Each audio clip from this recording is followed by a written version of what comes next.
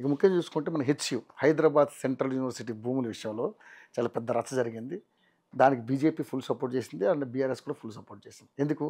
ఆ భూముల్ని కాపాడాలి, అదేవిధంగా అక్కడ ఉన్నటువంటి జీవాల్ని కాపాడాలి, ఏదైతే వన్యప్రాణులు ఉన్నాయో, అదేవిధంగానే ఆ వాతావరణాన్ని, చెట్లను కూడా కాపాడాలని ఉద్దేశం. చాలా పెద్ద ఇష్యూ అయింది, కోర్టుకి వెళ్ళింది, కోర్టులో స్టే ఇవ్వడం, ఇప్పుడు దాన్ని కోర్టు పరిధిలో ఉంది, దానికి టచ్ కూడా చేయకూడదని మాట్లాడారు. కానీ మళ్ళీ దాన్ని రేవంత్ రెడ్డి గారు పరువు పోగొట్టుకున్నానేమో అనే ఉద్దేశంతో దాన్ని మళ్ళీ రాజీవ్ ఎకో పార్క్గా దాన్ని చేయడం కోసమని మరి కొత్త ఒక తీసుకొచ్చారు ఒక అంశాన్ని. దీన్ని ఏ విధంగా చూస్తారు మేడం? అంటే ఆ భూముల యొక్క పరిస్థితిని మీరు ఏ విధంగా సపోర్ట్ చేస్తారు, దాన్ని ఏ విధంగా కాపాడుకోవాలని చూస్తున్నారు?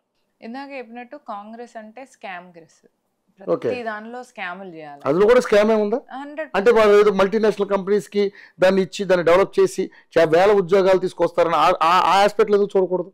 అడ్డిమారి గుడ్డి దెబ్బల కాంగ్రెస్ ప్రభుత్వం గవర్నమెంట్లోకి వచ్చింది, అవునా కదా? రేవంత్ రెడ్డిని అసలు సీఎం క్యాండిడేట్ గా చూసినామండి? అసలు ప్రజలు చూసినా? మీరు చెప్పండి. అదేంటి మేడం, కాంగ్రెస్ పార్టీ ఒంటి చేతితో ఇప్పుడు గెలిపించింది తెలంగాణ రాష్ట్రంలో. మీరు ఆయన ఫస్ట్ కాంగ్రెస్ ఎవరు అనుకోరు. ఇప్పుడు రేపు పొద్దున ఎవరైనా మన బీజేపీలో ఒక ముఖ్యమంత్రి క్యాండిడేట్ ఎవరైనా అన్నారు, మనం ఆ క్యాండిడేట్ అనుకుంటామా? లేదు. మీరు ప్రధానమంత్రి క్యాండిడేట్ గా నరేంద్ర మోదీ కావాలి అని చెప్పేసి ఆ హైప్ వచ్చింది, ప్రజలందరూ కూడా ఆయన తీసిండ్రు, ఆయన ప్రధానమంత్రి స్థాయిలో చూడగలిగిండ్రు.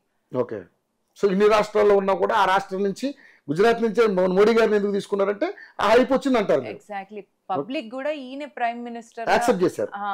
రేవంత్ రెడ్డిని అసలు సీఎం గా చూసినామా? అసలు first of all Congress government వస్తుంది అనుకున్నారా? బీఆర్ఎస్ పోతే బీజేపీ వస్తుంది. అవకాశం మీకు రావాల్సింది మీ చేతిలో మీరే నాశనం చేసుకున్నారు. నాశనం చేసుకున్నాడని ఉండదండి, అది వచ్చేస్తుంది. కాకపోతే అక్కడ ఏమైంది అని అంటే, వీళ్ళొద్దు అనుకొని అటు వాళ్ళకి ఇచ్చే ప్రాసెస్లో అడ్డిమారి గుడ్డి దెబ్బల ఈయన చీఫ్ మినిస్టర్ అయ్యింది. 19% ఓటింగ్తో. మీరు ఓటింగ్ పర్సంటేజ్ చూడండి, ఆ పర్సంటేజ్ తో ఇంతవరకు చరిత్రలో ఎవరన్నా ముఖ్యమంత్రి అయినరా? రేవంత్ రెడ్డి ఒక్కడే అయింది. ఇప్పుడు అది ఒకటి.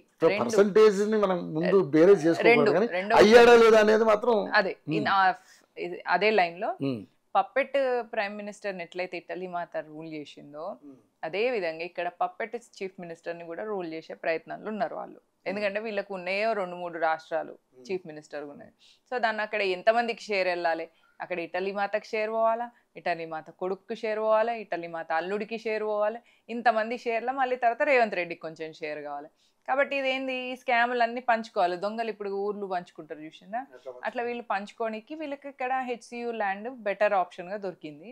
దాన్ని అట్లనే ఎక్స్ప్లాయిట్ చేద్దాం అనుకున్నారు. కానీ వన్యప్రాణుల ప్రేమికులు కానీ, ప్రకృతి ఆరాధకులు కానీ, లేదా వీళ్ళందరూ కలిసి భారతీయ జనతా పార్టీ కూడా వాళ్ళకి వ్యతిరేకంగా ఉండడం వల్ల ఇప్పుడు ఆ హెచ్సియు ల్యాండ్ని ప్రొటెక్ట్ చేయగలిగింది. కానీ రేవంత్ రెడ్డి తన అధికారాన్ని దుర్వినియోగం చేసుకోవడంలో పర్ఫెక్ట్. మనం హైడ్రాలో కూడా అట్లనే చూసినాము, ఈవెన్ మూసీ దాన్ని కూడా అట్లనే చూసినాం. మూసీ బ్యూటిఫికేషన్ చేస్తా అని అన్నప్పుడు, మూసీ బ్యూటిఫికేషన్ ఆ పరిసర ప్రాంతాలలో ఉన్న ప్రజలకు పునరావాసం ఇప్పిస్తా అని అన్నాడు. పునరావాసం నువ్వు ఎక్కడనో ఊరవతలో తీసుకుపోయి ఏదో 2 బెడ్రూమ్ ఇల్లులు కట్టేసి వాళ్ళకి ఇస్తే అక్కడ విద్యుత్ ఉండాలన్నా, 1, 2 అక్కడ రోడ్లు ఉన్నాయా, 2 మహిళలు అక్కడి నుంచి వెళ్ళి వేరే చోటుకు వచ్చి, ఇప్పుడు అక్కడ నువ్వు ఎక్కడైతే మూసీలో మొత్తం వాళ్ళని క్లియర్ చేసిండ్రో ఆ ఏరియాలో ఉన్న వాళ్ళు చాలా మంది అక్కడ దగ్గరలో ఉన్న ఇళ్లకి వెళ్ళి పనులు చేయడం, దగ్గరలో ఉన్న ఫ్యాక్టరీలకి వెళ్ళి పనులు చేసే వాళ్ళు ఉన్నారు. నువ్వు వాళ్ళందరినీ తీసుకుపోయి ఊరవతలు ఎక్కడనో పెడితే వాళ్ళకి అక్కడ ఉపాధి అవకాశం ఉండొద్దా?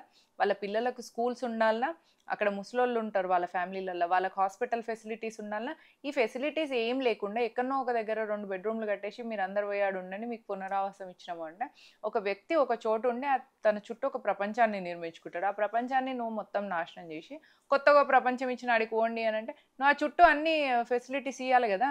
విద్యా అవకాశాలు ఉన్నాయా, ఉపాధి అవకాశాలు ఉన్నాయా, వైద్యం ఉన్నదా, కరెంట్ ఉన్నదా, ఇన్ని ఉండాలి. ఇవన్నీ ఏం లేకుండానే ఇచ్చేసింది. అదే మూసీతోనే ఒక భయంకరమైన వ్యతిరేకత వచ్చింది రేవంత్ రెడ్డి. కానీ ఎంక్రోచ్మెంట్ జరిగి మూసీ అంతా కూడా చాలా దగ్గరకు వచ్చేస్తుంది, దాని విస్తీర్ణం అంతా కూడా పోతుంది అని చెప్పేసి కూడా మాట్లాడుతుంది. దానివల్ల ప్రమాదాలు జరుగుతున్నాయి. వరదలు ఎక్కువ వచ్చినప్పుడు, ఫ్లడ్స్ వచ్చినప్పుడు ఊళ్ళ మీదకి మనకి ఏరియాలోకి వస్తున్నాయి, అపార్ట్మెంట్లోకి వస్తున్నాయి, కార్లు మునిగిపోతున్నాయి, చాలా ప్రమాదాలు జరుగుతున్నాయి కదా మేడం. దాన్ని ఆ ఆస్పెక్ట్లు ఎందుకు చూడలేకపోతున్నాం? మీరు వర్షాలు పడ్డప్పుడు ఆ వాటర్ని రీడైరెక్ట్ చేసే ఫస్ట్ ఆ పని చూడాలి. వర్షాలు పడ్డప్పుడు ఏమవుతున్నాయి, ఇళ్ళకి నీళ్ళు వస్తున్నాయి. నువ్వు ఇవన్నీ పక్కన పెట్టేసి అక్కడ ఉన్న వాళ్ళని మొత్తం ఇల్లులు కూల్చేస్తా అంటే ఎంతవరకు కరెక్ట్ చెప్పండి. మీరు జస్ట్ ఒక 2 రోజులు వర్షాలు పడితే తెలంగాణ, హైదరాబాద్ మొత్తం కూడా నీళ్లు ఇళ్ళకి వచ్చే పరిస్థితికి వచ్చింది. మరి నువ్వు దీనికి ఫస్ట్ ఒక వాటర్ ఎగ్జిట్ వే పెట్టచ్చు. అది చేయరు, ఎందుకంటే అలా బెనిఫిట్ ఏం వస్తలేదు, ప్రాఫిట్ ఏం రాదు. బ్యూటిఫికేషన్ పేరు మీద చేసినప్పుడు మాత్రం అక్కడ వాళ్ళందరినీ లేపేసి అక్కడ ఏదైనా కాంట్రాక్ట్ వస్తుంది, ఆ టెండర్లో కొన్ని వేల కోట్లు దొబ్బొచ్చు. గిదా ప్లాన్? ఇట్లా ఉంటుందా? లాంగ్ టర్మ్లో ప్రజలకు ఏదైనా ఉపయోగపడేటి చేయాలనే ఉద్దేశం ఎప్పుడు కూడా ఈ రీజనల్ పార్టీస్కి ఉండదు, కాంగ్రెస్ పార్టీకి ఉండదు. అది కేవలం ఇందాక అదేంటున్నా, కాంగ్రెస్ కి కూడా స్కామ్లు చేయడం, మైనారిటీ అపీస్మెంట్ చేయడం. కాంగ్రెస్ పార్టీ నేషనల్ పార్టీ అయితే మాత్రం ఆర్టికల్ 317 తీయడానికి వాళ్ళకి ఎందుకు చేత కాలేదు, భారతీయ జనతా పార్టీ ఎందుకు చేయగలిగింది చెప్పండి. కాంగ్రెస్ పార్టీ మరి ఒకవేళ నేషనల్ పార్టీ అయితే, ఇంటిగ్రిటీ ఉన్న పార్టీ అయితే, ట్రిపుల్ తలాక్ ముస్లిం మహిళల మీద అన్ని రోజులు ఎందుకు వాళ్ళ మీద అంత దౌర్జన్యం చేయించింది? భారతీయ జనతా పార్టీకి ఎందుకు తీయాల్సిన పరిస్థితి వచ్చింది? యూనిఫామ్ సివిల్ కోడ్ కూడా హిందూ ముస్లిం మధ్యలో విద్వేషాలు రెచ్చగొట్టడం కాకపోతే ఏంటిది అది? ఈవెన్ ఒక దేశంలో ఉన్న పౌరులు అన్నప్పుడు ఇద్దరికి సేమ్ రైట్స్ ఉండాలి, ఇద్దరికి సేమ్ ఫండమెంటల్ రెస్పాన్సిబిలిటీస్ ఉండాలి. అట్లా లేకుండా వాళ్ళని ఎందుకు యూనిఫామ్ సివిల్ కోడ్ కింద స్పెషల్ వాళ్ళకి ఎందుకు ఇచ్చిండ్రు? వాళ్ళకి మైనారిటీ ఓట్లు అవసరం మేడం, మీకు అవసరం లేదు. అవును, మరి మాకేంటిది? మాకు మైనారిటీ ఓట్లు కాదు, ఇంపార్టెంట్. మీరు 80% ఉన్నటువంటి హిందూ ఓట్స్ మీద మీరు టార్గెట్ చేస్తున్నప్పుడు వాళ్ళు అన్ని కావాలనుకుంటున్నారు, వాళ్ళు అన్ని కావాలనుకుంటున్నారు కాబట్టి వాళ్ళు కూడా సపోర్ట్ చేస్తున్నారు. మాకు అవసరం లేదు, మాకు 80% ఉన్న హిందూ ఓట్స్ చాలని మీరు అనుకుంటున్నారు. మేము హిందూ ఓట్స్ అనుకోవట్లేదు, మీరు రాంగ్ అనుకుంటున్నారు. ఇందాక నేను ఏ ఎగ్జాంపుల్ అయితే చెప్పినో, మన ఇంట్లో పిల్లలు ఉన్నప్పుడు, బయట నుంచి వచ్చిన పిల్లలు వచ్చినప్పుడు ఎట్లయితే బాధ్యతతో ఉంటూ వాళ్ళతో ఆడుకుంటూ ఉంటారో అది మేము చేసేది. మేము కేవలం హిందూ ఓట్ల కోసం చూడట్లేదు, మీరు రాంగ్ అర్థం చేసుకున్నారు. భారతీయ జనతా పార్టీ హిందూ ఓట్ల కోసం అర్థం చేసుకుంటాం. ఇప్పుడు వాళ్ళ విపక్షాలు అనేది కూడా అదే, ఓన్లీ హిందువునే టార్గెట్ చేస్తున్నారు, హిందూ ఓట్స్ ని వాళ్ళు టార్గెట్ చేస్తా ఉన్నారు. అందుకనే వాళ్ళకి క్రిస్టియన్ ఓట్ అవసరం లేదు, and at the same time Muslim oats కూడా అవసరం లేదు వాళ్ళకి అని చెప్పేసి మాట్లాడతాం. అదే ఇప్పుడు ఇందాక చెప్పిన ఎగ్జాంపుల్ అదే కదండి. ఇంట్లోకి వేరే చుట్టాల పిల్లలు వచ్చింది అనుకోండి, బాధ్యత ఎవరి పట్ల ఉంటుంది? ఎవరిల్లో వాళ్ళ పట్ల ఉంటుంది. హిందువులది ఇది హిందూ దేశం, ఇది దీన్ని అనడమే హిందుస్థాన్ అంటారు. మరి హిందుస్థాన్లో ఉన్న హిందువులు హిందుస్థాన్ పట్ల బాధ్యతగా లేకపోతే ఇంకా దేనిపైన ఉంటారు? అంటే ఇప్పుడు రాజసింగ్ గారు అన్నట్టుగా భారతదేశం హిందూ రాజ్యంగా మారబోతుందా? మారడానికి ఏమున్నదండి, ఇది 1947లో అది పాకిస్తాన్ ఇస్లామిక్ నేషన్, ఇది హిందుస్థాన్ హిందూ నేషన్ అని అప్పుడే చెప్పిండ్రు. కాబట్టి బాధ్యతగా ఇప్పుడు దేశం కోసం పనిచేయాల్సిన బాధ్యత ప్రతి ఒక్క హిందూ పైన ఉంది, అంతే. మీరు దేశం కోసం పనిచేసి ఏం చేస్తారు? మీరు ఈ ముస్లింలను ఇక్కడి నుంచి వెళ్ళగొడతామా? మీకు హిందుత్వంలో ఎక్కడైనా నాన్ హిందూస్ గురించి ఏమైనా మాట్లాడినామా మనం? హిందుత్వం ఎక్కడైనా చెప్తుందా? హిందుత్వ సిద్ధాంతం ఏం చెప్తుంది? ఈశ్వర సర్వభూతానం అని చెప్తుంది. అంటే అందరి లోపల ఉన్నది ఆ పరమాత్మని అంశ అని చెప్తుంది. అప్పుడు ముస్లిం అయితేంది, క్రిస్టియన్ అయితేంది. కాకపోతే మీకు ముస్లింకి క్రిస్టియన్కి భారతదేశంలో ఏమని ఇంటెన్షన్ ఉందంటే, దేశాన్ని ఇస్లామైజ్ చేయాలి, దేశాన్ని క్రిస్టియనైజ్ చేయాలి, హిందువులందరినీ ముస్లిమ్స్ అన్న చేయాలి, హిందువులందరినీ క్రిస్టియన్స్గా అన్న చేయాలి. హిందువులకు ఎవరికన్నా ముస్లింలందరినీ హిందూస్ చేసుకోవాలని ఉందా? క్రిస్టియన్స్ అందరినీ హిందూస్ చేయాలని ఉందా? మనకేమన్నా అక్కడ సిద్ధాంతం ఉందా? మనకేమన్నా మన హిందుత్వంలో ఎక్కడన్నా మీకు మతంలోకి మారేయడానికి ఏదైనా ప్రాసెస్ ఉందా చెప్పండి. మీరు ఇప్పుడు ముస్లిం కావాలనుకోండి, మగవాళ్ళకు ఒక పద్ధతి ఉంటుంది, ఆడవాళ్ళకు బుర్కా వేసుకోవడం ఈ పద్ధతి ఉంటుంది. క్రిస్టియన్ కావాలనుకోండి, నీళ్ళల్లో ముంచి బ్యాప్టిజం చేయించి క్రిస్టియన్ మిమ్మల్ని కన్వర్ట్ చేస్తాం. మీరు హిందువుగా కావాలనుకోండి, మిమ్మల్ని ఏం చేస్తాం? మేము ఏం లేదు. మీరు బై యువర్ నేచర్ మీరు హిందువులను, ముస్లింలను, క్రిస్టియన్స్ని అందరిని ఒకటేగా అనుకుంటేనే మీరు హిందూ అయిపోతారు. That's it. సో మనం హిందువులకు, ముస్లింలను, క్రిస్టియన్లను మతం మార్చాల్సిన పని లేదు, వాళ్ళని దేశం నుంచి వెళ్ళగొట్టాల్సిన అవసరం లేదు. హిందువులు కూడా వేరే మతం మారకుండా ఉండాలంటే ఏదైనా మనం కూడా క్రియేట్ చేయాలంటారా? క్రియేట్ చేయడం కాదండి, అవేర్నెస్ తీసుకురావాలి. Awareness to be a proud Hindu, awareness to be a proud Indian.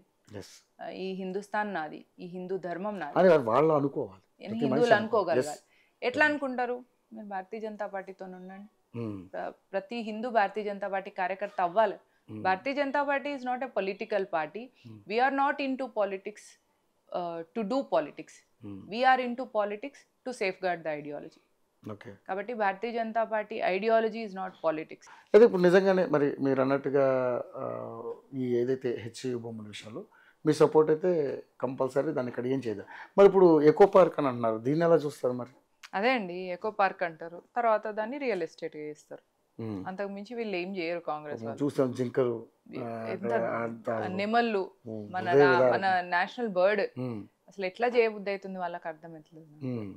కానీ కోర్టు నుంచి వెళ్ళి మాత్రం లీగల్గా వెళ్ళినప్పుడు మనకు సపోర్ట్ వస్తుంది. ఆ ల్యాండ్ కాంగ్రెస్ ప్రభుత్వం దౌర్జన్యాలు చేయకుండా తన స్కామ్లకు పోకుండా చూసుకోవాల్సిన బాధ్యత ఉంది. కాబట్టి భారతీయ జనతా పార్టీ ఖచ్చితంగా ఫైట్ చేస్తుంది.